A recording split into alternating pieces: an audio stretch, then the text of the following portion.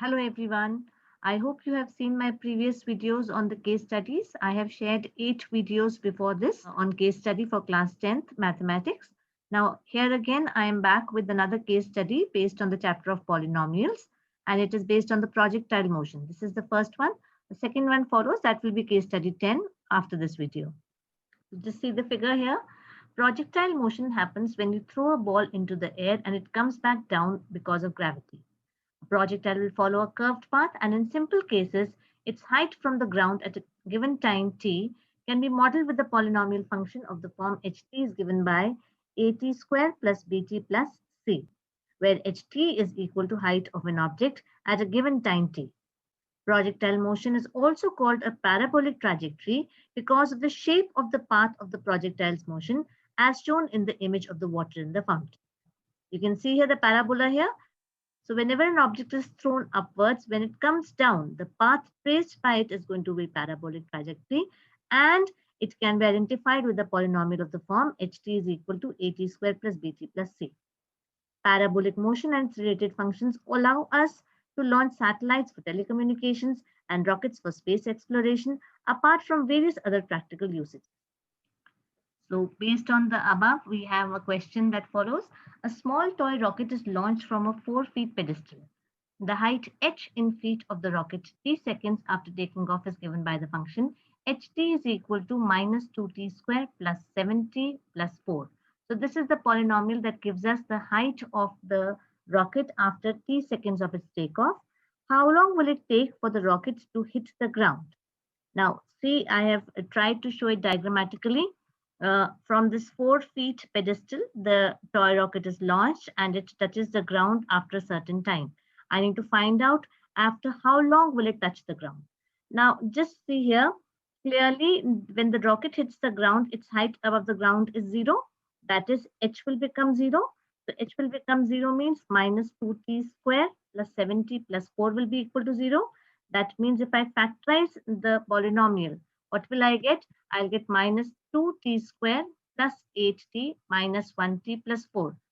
8t minus 1t is 7t, and I get 8 into minus 1 comes out to be minus 8.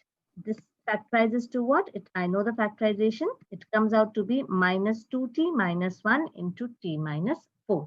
Now this is the polynomial. It has been factored into two factors. The product of the two factors is 0 means any one of them can be 0. Minus 2t minus 1 equal to 0 means minus 2t is equal to 1. So t will be equal to minus 1 upon 2. And t minus 4 equal to 0 gives me t is equal to 4.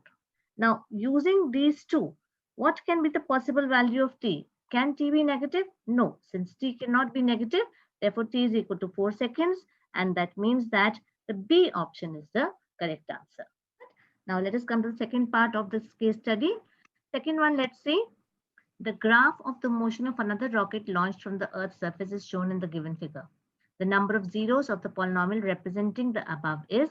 Now just see the graph. You can see clearly this is the x-axis, this is the y-axis, and this is the graph of the motion of the rocket. Now, clearly the graph of the polynomial is intersecting the x-axis. How many points? It is intersecting at this point and at this point. That means 2 points. And we know that the number of zeros is given by the times where the graph intersects the x-axis. So clearly the number of zeros is 2. And I can say again that the B option is the correct answer. All right. Let us come to the third part now. Write a polynomial in T to give the formula for the height of the rocket if the rocket will be hitting the ground on its way back down. Refer to the image. I have to refer to this image. I have the 4 options given to me. Now clearly see this rocket starts at this point. It goes to a certain height and then hits the ground again on its way back, right? And wherever it hits the ground means at that point, the height above the ground level is 0. So the height was 0 here, the height was 0 here. So the values of t at that point will be the zeros of the polynomial, because the polynomial, that is the height, is coming out to be 0 at that point. That means at t is equal to 0 and t is equal to 8, the complete polynomial becomes 0. The height becomes 0. That means that these two are the zeros of the polynomial, say h1. So h1t will be what? h1t will be given by k into t minus 0 into t minus 8, because The zeros are 0 and 8. So I'll be getting what? I'll be getting k into t square minus 8t.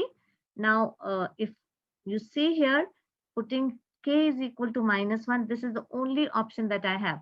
So I can say that taking k is equal to -1, ht comes out to be -1 into t square minus 8t, that is minus t square plus 8t. So once again, B option is the correct answer, right? So third part is also done. Let us come to the fourth one now. What will be the height of this rocket after 4 seconds? Refer to the same figure as above. The options are given to us. Let us see the figure once again. In the previous part, I have got ht is given by how much? Ht is given by minus t square plus 8t, right? This was the value of ht. Now, the height of the rocket after 4 seconds will be equal to h4. So the moment I put t is equal to 4 over here, I get h4 is equal to minus 4 square plus 8 into 4. That is minus 16 plus 32, which is equal to plus 16 meters. That means C option is the correct answer. We come to the last part of the case study.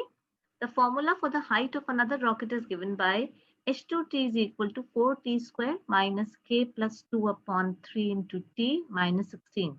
If the zeros of ht are negative of each other, then k is. Now, what will this k be? If the zeros are negative of each other, it means that the sum of the zeros is 0. So sum of the zeros is given by what? It is given by minus b upon a. Minus b is what? Here a is 4, b is minus k plus 2 upon 3, and c is 16. So minus b upon a is equal to 0 will mean minus k plus 2 upon 3 upon 4 is equal to 0. This minus minus becomes plus. So I get k plus 2 upon 3 is equal to 0. That means k plus 2 is equal to 0. That is k is equal to minus 2. If k is equal to minus 2, means that the A option is the correct answer. So these were the 5 parts of the case study. I hope you followed them. Go through the video again to understand better. Thank you so much.